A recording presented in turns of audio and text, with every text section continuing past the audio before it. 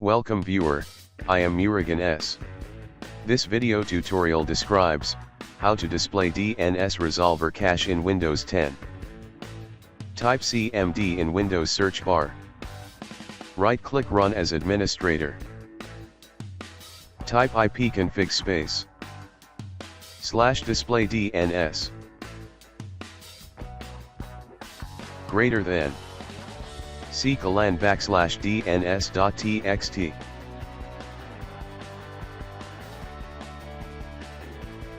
Type exit to exit command prompt.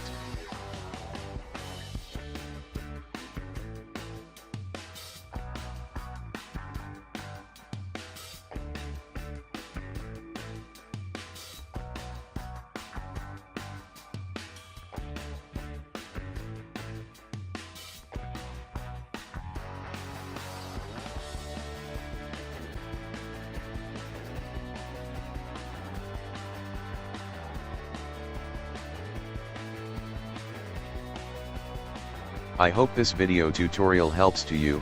Please like, share and don't forget to subscribe my channel. Thank you very much. See you next video.